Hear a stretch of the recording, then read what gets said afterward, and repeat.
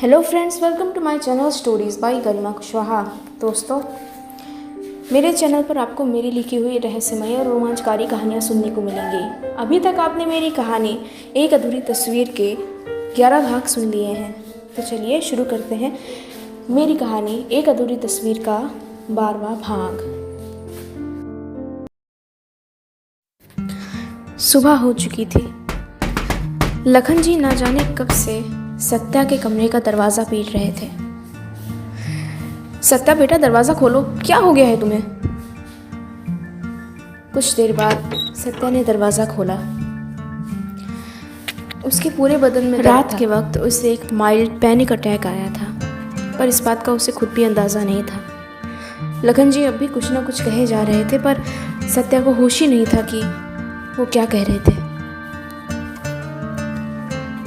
पता नहीं कि उसे एक अजीब सा एहसास हो रहा था, किसी को खोने का एहसास, एक तरह का अपराध बोध, अपने माँ बाप को खो देने का गहरा दर्द। आज वो अंधेरा उसे काटने नहीं दौड़ रहा, बल्कि रोशनी डरा रही है। लखन जी ने उसे जोर से झकझोरा, तब उसे होश आया। लखन जी ने सत्या से पूछा, क्या हो गया था तुमको बेटा? हम कल छुट्टी पे थे, जब आज वापस आए हैं तो देखा कि तुम कमरे में बंद पड़े हो। हम इसी बात से डर रहे थे। ठीक तो हो? बस इंदु बिटिया जल्दी से वापस आ जाए। वो आएगी? वो भला क्यों वापस आएगी? एक पागल के साथ रहना ही कौन चाहता है, जिसके माँ बाप ने भी उसका साथ छोड़ दिया और किस्मत ने भी। बस ये ज़िंदगी पता नहीं कब मेरा पीछा छोड़ेगी, पर कोई ना कोई रास्ता तो निकालना पड़ेगा। सत्या मन ही मन कुछ ना कुछ बुदबुदाए जा रहा था। लखन जी को कुछ समझ भी नहीं आया कि वो क्या बोल रहा है। सत्या बेटा, नाश्ता ठंडा हो रहा है, चलो नाश्ता कर लो। पर सत्या ने नहीं सुना। वो वापस अपने कमरे में घुस गया, उसी अंधेरे में। लखन जी को उसकी फिक्र हो रही थी। वो पूरे दिन अपने कमरे से बाहर नहीं आया। रात का तूफान तो कब का थम चुका था, पर अपने पीछे न जाने कितने ही सपने उजाड़ गया था। सत्या को उस अंधेरे के हर जर्रे ने जकड़ लिया था और उसकी हर बुरी याद को कुरेद कर उसे तकलीफ दे रहा था, जिससे ना तो वो बाहर निकलने की कोशिश कर रहा था और ना ही उसकी इच्छा शक्ति बची थी। उसने खुद को हालातों के हवाले कर दिया था। उससे महसूस नहीं हो रहा था कि इंदु वापस भी आएगी। उसे लगा था वो भी उसे छोड़ के चली जाएगी, जिस तरह उसके पापा और उसकी माँ उसे छोड़कर चले गए। एक अजीब ही तरह का बर्ताव हो गया था उसका। अपने कमरे से बाहर ना आना, किसी से बात न करना, वक्त पर खाना न खाना और अपने आप में ही गुम रहना। लखन जी ने ये मंजर अपनी ज़िंदगी में पहले भी देखा था। उस वक्त वो बूढ़े नहीं हुआ करते थे। उन्होंने अपना एक अजीज दोस्त इसी तरह खो दिया था, अमन वर्मा। और आज उनके दोस्त की निशानी भी वो हर मुमकिन कोशिश कर रहे थे उसे वापस लाने की, पर कुछ भी हाथ नहीं लग रहा था। 4 दिन बीत गए थे। इंदु आज ट्रेन में थी, पर इस बार वो अकेली नहीं थी। उसके साथ मंजरी शर्मा भी थी। वो वापस आ रही थी अपनी हर गलती मिटाने, अपनी हर गुनाह का प्रायश्चित करने, हर गिले शिकवे को ख़त्म करने, एक रोशनी को आज़ाद करने, अंधेरा मिटाने। तो कब से जानती हो उसे? हम बचपन में साथ पढ़ा करते थे, चंडीगढ़ में। फिर वो दूसरे शहर चला गया। सच बताना, तुम्हें इसकी इतनी परवाह क्यों है? और आपको अमन जी से इतनी नफरत क्यों है? आपने कभी उनको अपने मन की बात बताई? नहीं, कभी मौका ही नहीं मिला। तो आप अपनी बेटी से मिलती हैं? ज़रूर मिलती होंगी। आखिर अपने बच्चों से किसे लगाव नहीं होता। हाँ, मिलती थी, पर पिछले 2 सालों से तो नहीं। मेरी बेटी मुझसे नफरत करती है। वो हमारे डिवोर्स की वजह मुझे मानती है, पता नहीं क्यों। पर वो मेरी बेटी है, मुझे उसकी परवाह है, बस मैं उसे जता नहीं सकती। लंबे सफ़र के बाद वो दोनों घर पहुँचे। घर पहुँचते ही लखन जी ने इंदु के सामने हाथ जोड़ दिए। वो बोले, सत्या को बचा लो बिटिया, न जाने तुम्हारे जाने के बाद इसे क्या हो गया है। तुम्हारे जाने के बाद न जाने कैसा हो गया है, कमरे से बाहर ही नहीं आता। उसको बचा लो बेटा।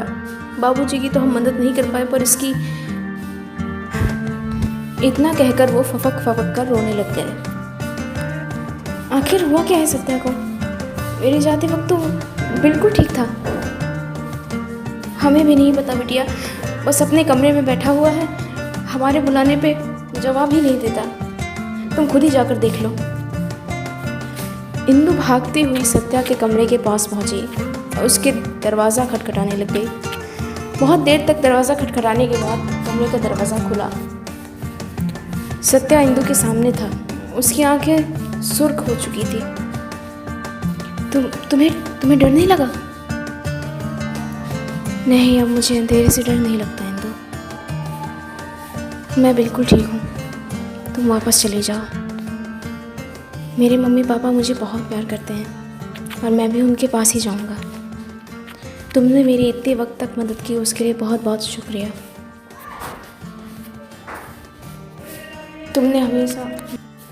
तुमने हमेशा एक अच्छे दोस्त की तरह मेरी मदद की, पर मैं तुम्हारे लिए कुछ नहीं कर सका। और अब मुझे अंधेरे से डर भी नहीं लगता, इसलिए तुम वापस चले जाओ। कहकर सत्या वापस अपने कमरे में चला गया। उसने इंदु के मुंह पर दरवाज़ा बंद किया। लखन जी इंदु को सब बता देते हैं। हम भी बड़े परेशान हैं बेटा, समझ में नहीं आता क्या करें।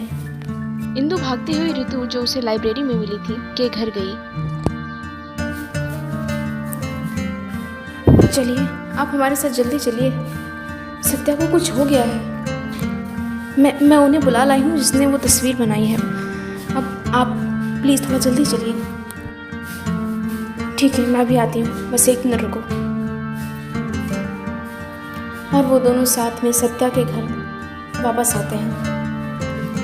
दरवाज़ा खुलते ही मंजरी जी सामने बैठी दिखाई देती हैं। हेलो, मैं ऋतु दास हूँ। आप ज़रूर मंजरी जी होंगी। हाँ, मुझे रास्ते में इंदु ने आपके बारे में बताया था। हाँ, पर आखिर ये लड़की मुझे यहाँ लेकर क्यों आई है? देखिए मंजरी जी, अब जो कुछ भी मैं आपसे कहूँ वो आप ठंडे दिमाग से सुनिएगा और उसके बाद ही कोई फैसला दीजिएगा। मुझे रास्ते में इंदु ने आपके बारे में सब कुछ बताया। आप नाराज़ हैं आपकी किस्मत से और खुद से। आपके साथ बहुत बुरा हुआ, ये बात मैं मानती हूँ, पर ये बात भी इतनी सच है कि अपनी ज़िंदगी की हालत की वजह आप खुद हैं।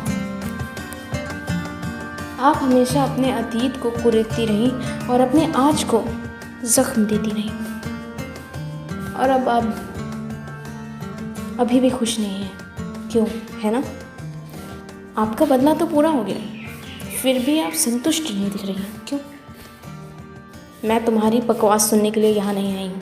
पहले तो ये बेवकूफ़ लड़की मुझे यहाँ उठा लाई, और अब तुम मेरे ही मुंह पर मेरे ही बारे में बकवास की जा रही हो। मैं यहाँ ये सब सुनने के लिए नहीं, सुनना पड़ेगा आपको। अपनी गलतियों को तो कब तक छुपाती रहेंगी आप? आपकी वजह से किसी की ज़िंदगी बर्बाद हो रही है। कितनी खुदगर्ज़ हैं आप? अपनी गलतियों को कब तक छुपाती रहेंगी आप? आपकी वजह से किसी की ज़िंदगी बर्बाद हो रही है, और आप कितनी खुदगर्ज़ हैं। वो लड़का मर जाएगा आपकी बदौलत, और अगर आपने सही वक्त पर खुद को नहीं बदला, अपनी नफ़रत नहीं बंद की, तो शायद बहुत देर हो जाएगी। वो लड़का मर जाएगा। उसे उस गुनाह की सज़ा मिलेगी जो उसने कभी किया ही नहीं। आपने अपना पति खो दिया, अपनी बच्ची खो दी और उसके जिम्मेदार आप खुद हैं।